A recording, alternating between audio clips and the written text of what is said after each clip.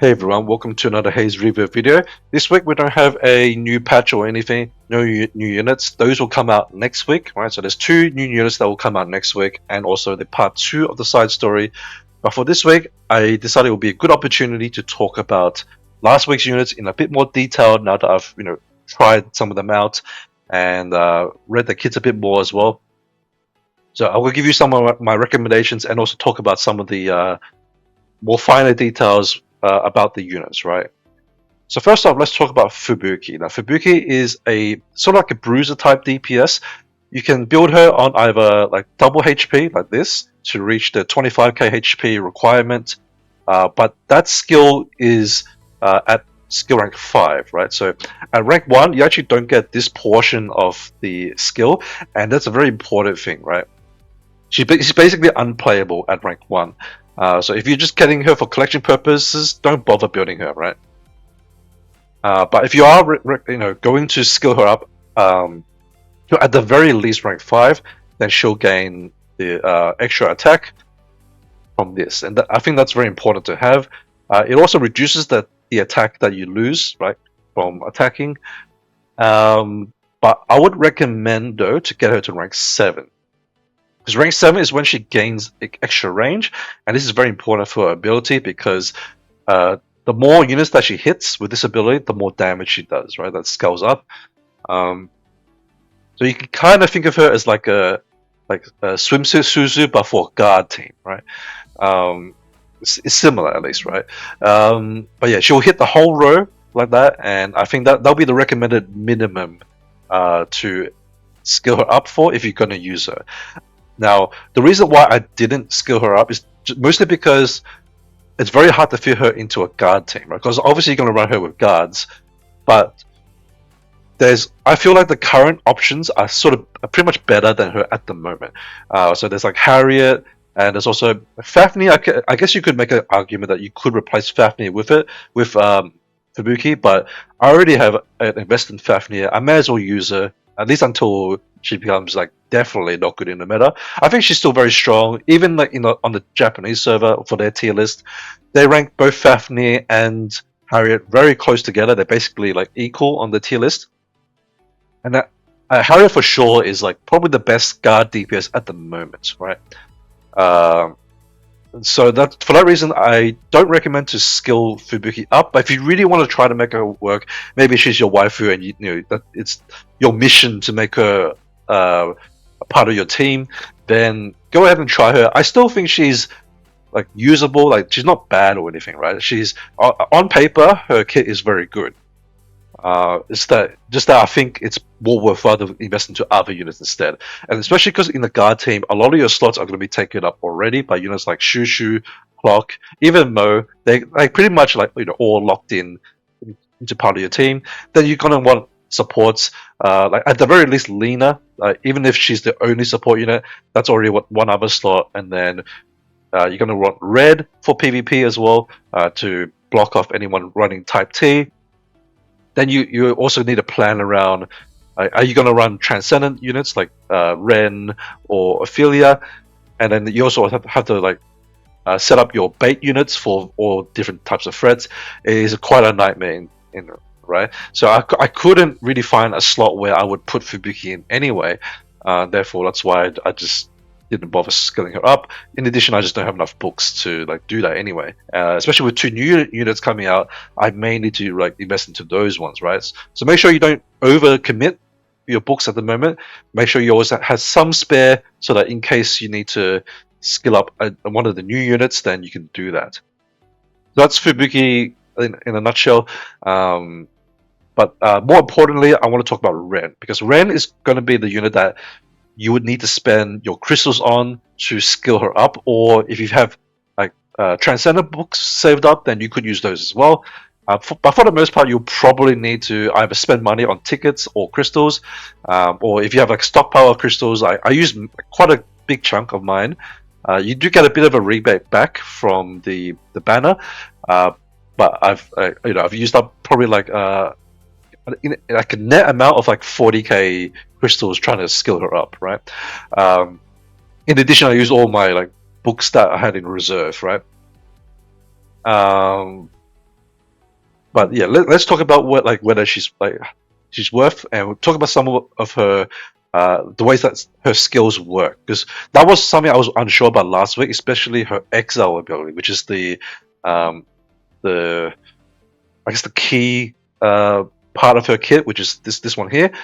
Now this one, the minimum rank is at rank 8, right? So that's when she first gets exiled, and that means she's a very high investment transcendent unit. You pretty much need her to be at rank 8 to be effective. Otherwise, she doesn't have this exile ability, and she's just not that great without it. Um, so if you are going to use it in PvP, you have to commit very hard into her skill ups, right? That's why I think it's very important to talk about it.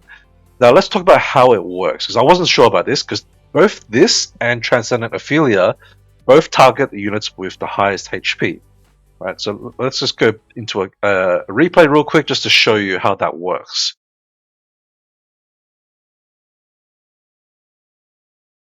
Okay, so here we're going to just view one of these battles. Right. Now, on this team that I'm using for this replay, Ren is on position 4 and Ophelia is on position 6. Now, if I slow this down, you can see that there's this purple indicator here, right? That is Ren's banish ability, basically, right? So Lunala is the highest HP on this team, and she's taken out of the battle, right?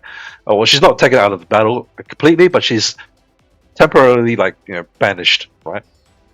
And then I just missed talking about it, but Shushu is the second highest HP, and you'll see that she has the cross swords. That means she's dueling my Ophelia, right? And then his Ophelia is dueling my Shushu. Now, the way it works with having both of these units in play is that it is based off turn order.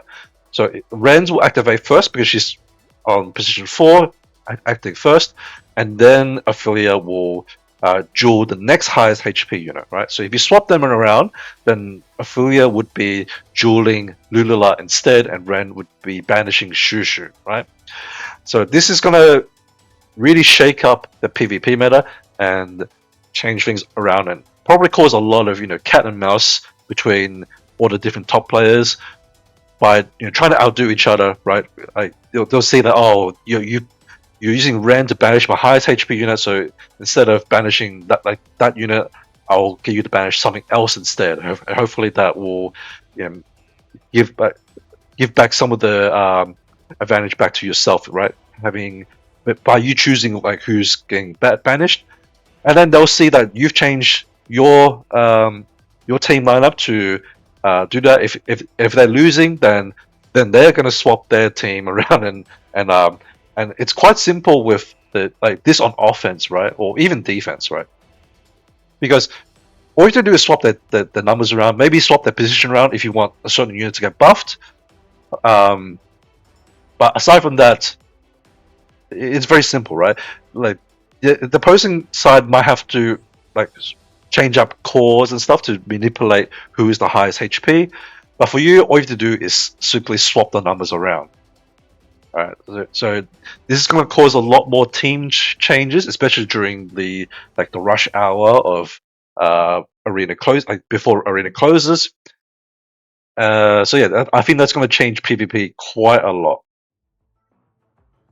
Now, as I said, Ren does need rank 8, right? Now, you can slowly farm Transcendent tickets by, also Reverbs actually, I should say. But if you go in the shop here and Redemption, Requisition here, you can exchange some of your golden books at a discount, because normally exchanging books to go to the next tier is a 10-to-1 exchange rate, right? And that's how it works for the blue going up to purple and purple going to gold.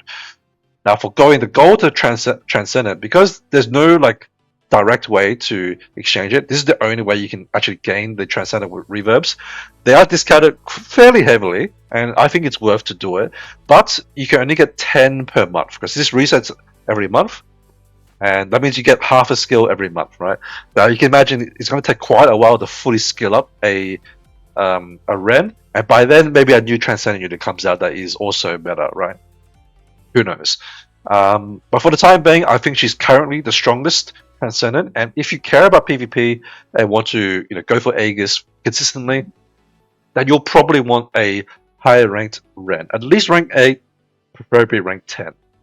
So if you have the crystal reserves for that, then by all means, I think go for it. If you have the books, especially, because that's going to save you a lot of crystals trying to pull for dupes.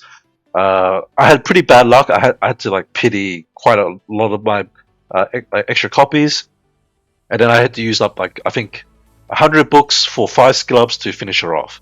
Um, so yeah, it's up to you if you want to spend your resources like that, or you can save up for a different transcendent unit.